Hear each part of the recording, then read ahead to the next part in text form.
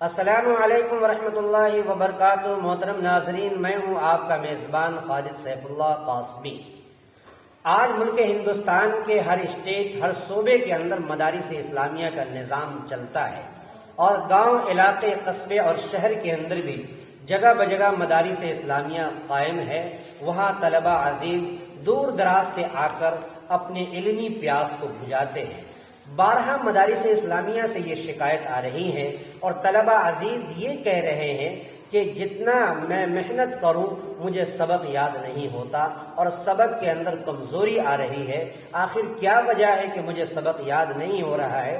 لہذا اس کا حل بتایا جائے، اس کا نسخہ بتایا جائے، تاکہ آسانی کے ساتھ سبق یاد کرنے والے بن جائے۔ تو آج کے اس ویڈیو کے اندر تمام طلبہ مدارس کے لیے میں ایک خاص نسخہ بتانے جا رہا ہوں کہ جو ہمارے اکابرین نے ترتیب دیا ہے، ہمارے بزرگوں نے ترتیب دیا ہے۔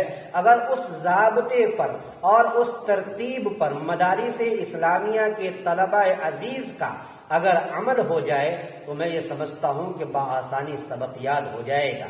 نمبر 1، سب سے پہلے گناہوں سے پرہیز کرنا۔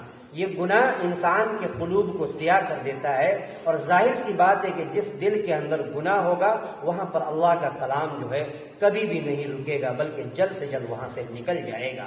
نمبر 2، نمازوں کی پابندی کرنا۔ نمبر 3، قرآن سے محبت اور الفت رکھنا۔ نمبر 4، والدین کی خدمت کرنا۔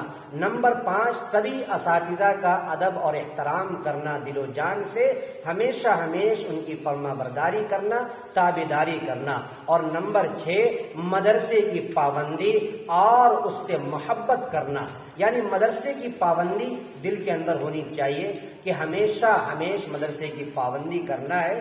اگر یہ 6 چیزیں اور 6 ضابطہ پر ہمارا اور مدارس اسلامیہ کے ہر بچے کا، طلبہ عزیز کا اگر عمل ہو جائے تو میں اللہ کی ذات سے امید رکھتا ہوں کہ بہت آسانی سے سبق یاد ہو جائے گا، اور سبق یاد کرنے کا یہ آسان نسخہ ہماری زندگی کے اندر اگر شامل ہو جائے تو یقیناً سبق یاد کرنا بہت ہی آسان ہو جائے گا۔ میں اللہ تعالیٰ سے دعا کرتا ہوں کہ اللہ تبارک و تعالیٰ تمام طلبہ مدارس کو اس ضابطے پر، اس نسخے پر مکمل عمل پیرا ہونے کی توفیق مرحمت فرمائے۔ السلام علیکم ورحمۃ اللہ۔